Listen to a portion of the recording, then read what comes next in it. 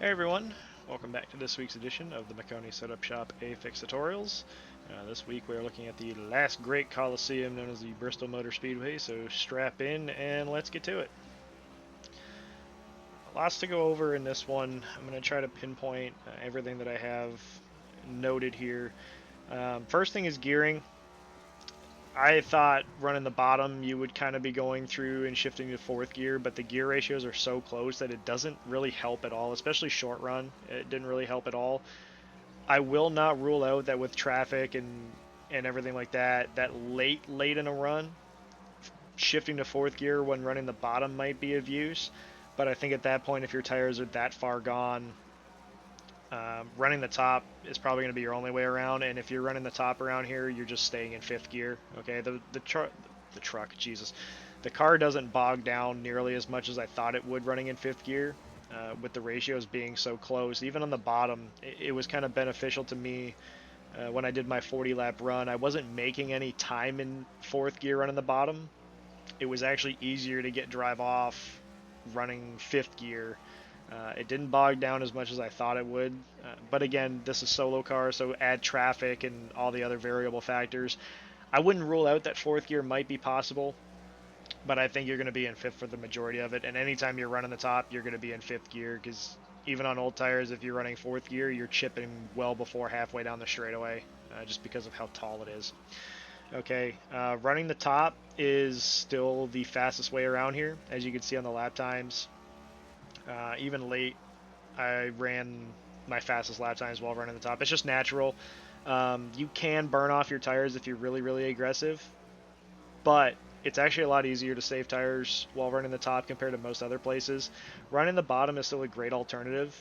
It's just really difficult to pass running the bottom, because you really need the entire racetrack to keep your momentum. This middle line that I'm demonstrating, when you're trying to pass somebody who's running the top, this is about your only chance of trying to make that pass. Okay, um, it's harder to pull it down in 1 and 2 as it is in 3 and 4. 3 and 4 is a much tighter corner, so you slow down more, which makes it easier to point the nose down the hill to exit low like I am, where 1 and 2 is a lot more sweeping. It's harder, but you actually don't really need to pull it down on exit like you do in 3 and 4 because of how sweeping it is. You can kind of hold that line and still make some time. If you are trying to pass down here, though, I do recommend slowing it down a little bit more than I did to try to get as much of the straight down the hill that you can. It naturally is going to help with drive off, and naturally is going to help with tire saving. But when you're trying to pass somebody, the top is so dominant that unless you really have a good tire advantage and you can visually see that you have a good tire advantage, it's just really hard to make passes around the bottom. Okay, but that middle lane is a great lane to make passes, because unless somebody pulls over, ideally the top is where you want to be. If you can get to somebody's right rear, you're set, right? But it's incredibly difficult to do that, which is why you need an alternative. The middle and the bottom are great options. The bottom is really difficult. The middle is a great place to try to set up a pass. Like I said, you just need the whole racetrack, really. A couple other things that I wanted to go into as well is, I was going to wait until we switch to the in-car so I can visually show you. I'm just, the things that I try to aim for around here. This place, this is a mediocre attempt at best to make pit road. But this place in particular, visually, it's very easy to get lost as to where you are. Okay, I know these races aren't very long. When I used to do these races, they were like 500 laps and 250 laps, depending on the time of the year. It's very easy to forget you're going into 1 and 2, or you're going into 3 and 4. Okay, so every time I go off into 1, I'm trying to aim for that Cup Series sign. Okay, that's a good visual for me. And then same thing in 3. What I mean by aiming for it is, like, I'm looking at it, I get off the gas and I turn in, and I'm trying to make sure, like, when I'm like in the corner, my right side is flush with these Cup Series signs. Okay, that's when I'm running the top. It just helps me, 1, not hit the wall, okay, and 2, kind of remember where I am on the track. It's very easy to get lost. In my opinion, it's easy to get lost as to what corner you're in.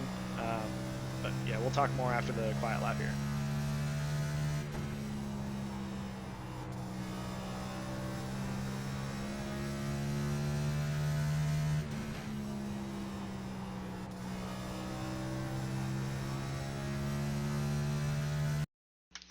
Okay, a big thing that I wanted to point out that I didn't get to in the middle part of the video is the inputs. Okay, um, this place, things happen fast. Okay, but it's important to remember that in order to save your stuff, okay, if you are overdriving, first off, you're gonna know if you're overdriving really quick if you're trying to run the top and you constantly keep hitting the wall. That's a really good indicator that you're overdriving. If you're trying to run the bottom and you can't stay on that yellow line, you've got to find a way to keep it down there. Okay, once you're into your line, you've committed to your line, you're in the corner, don't be afraid to let the car do the work. Okay, it's okay to have like a period of time where you have no inputs other than steering. Okay, you don't need to be on the brake or on the gas at all times. Let the car set and then go from there. Okay, another big thing too when it comes to one, saving tires and everything else, especially in race, do not get full throttle until you're on the straightaway. I know it's cliche, I say it a lot, and I know in these videos, like especially here at the end, like you can watch my last lap, I was full throttle well before I got to the straightaway off of 3 and 4.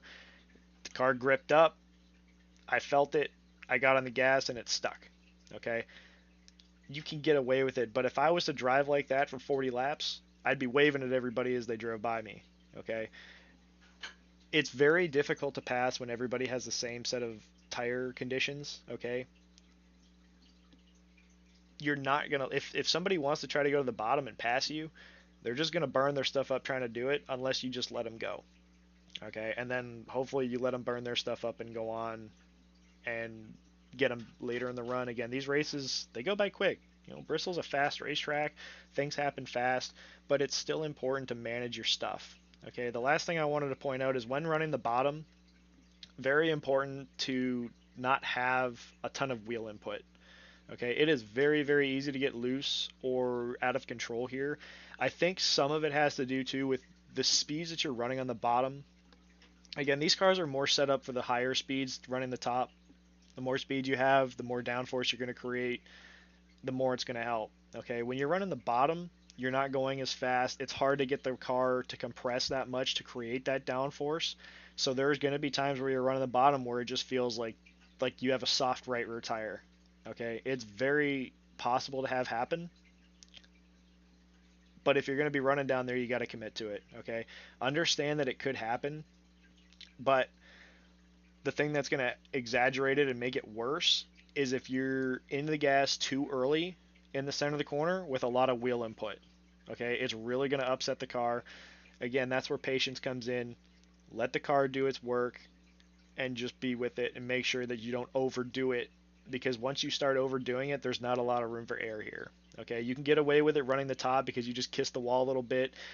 I don't recommend wall riding, that's not what I'm saying, but it's very obvious that if you do use the wall a little bit, it does help you. Just don't do it because it is protestable and people will do it. But there's a less window of damage when you do it on the top. Whereas if you do it on the bottom and you get out of shape, if you back it into the fence or overcorrect it and hit the fence running the bottom, your race is pretty much over. Okay, just little things like that to keep in mind. As always, if you guys enjoy these videos, please consider leaving a like. I feel like I've gone over everything that I had noted, but if there's something that I missed or that you want clarification on or something that you want explained to you a little bit better, please feel free to leave a comment down below. I check these throughout the week. Again, these videos are for you guys, right? This is Maconi's way of trying to help you guys as much as humanly possible with these races. If there's anything that you want clarification on, don't hesitate. Just leave a comment. There's no bad comment. I will get to every one of them and try to help you as best as I can. Okay. And lastly, if you're not already subscribed, make sure that hit that subscribe button and ring the notification bell so you guys can see these videos every Monday when they're posted on the Maconi YouTube page. Okay, guys, best of luck this week, and we'll see you on the track.